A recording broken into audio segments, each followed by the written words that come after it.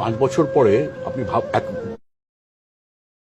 এক নজরে সরিয়ে দিন, আমাদের সিপিএমকে সরিয়ে দিন, তৃণমূলকে সরিয়ে দিন, পশ্চিম বাংলা 5 বছর পরে কোথায় দাঁড়াবে?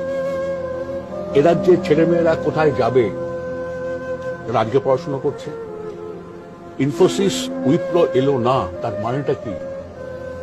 ছেলে মেয়েগুলো একটু ভালো লেখাপড়া শিখেছে, কম্পিউটারটা জানে, ইংরেজি জানে, তারা কোথায়? তাদেরকে আবার ছুটতে হবে বাঙ্গালোরে। 5 বছর পর পশ্চিম বাংলা কোথায় গিয়ে দাঁড়াবে? কলকারখানা নেই, রাস্তা নেই, বিদ্যুৎ নেই। পশ্চিম বাংলায় আমরা কিসের ওপর দাঁড়াবো 5 বছর পর? সারা দেশ তো আমাদের দিকে হাসবে। ইন্ডাস্ট্রি, বড় মাপের ইন্ডাস্ট্রি করতে হবে। বড় শিল্প না হলে হয় না।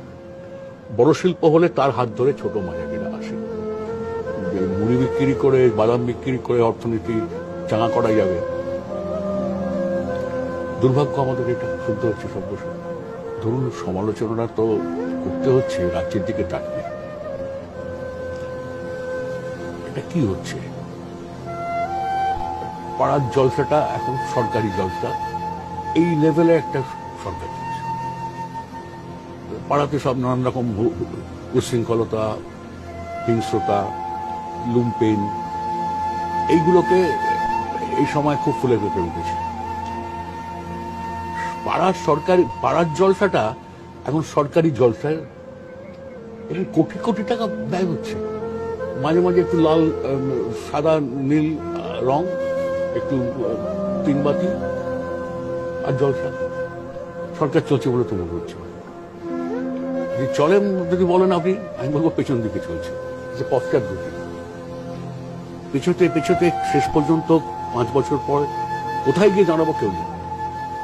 বামপন্থীরা মানেই হচ্ছে সংস্কৃতি। সংস্কৃতি আমাদের রাজ্যের সবচেয়ে সুন্দর ধারাটা হচ্ছে বামপন্থীদের তৈরি করা। চিরকাল তো আমাদের মসজিদ চলেছে, মন্দির চলেছে, গির্জা চলেছে, ধর্মপ্রাণ মানুষের তাদের নিজেদের দানে। তো হঠাৎ এই দায়িত্ব সরকার নিতে গেলেন কেন? নিতে গেছেন বলেই তো বিজেপি আজকে মাথা তুলছে।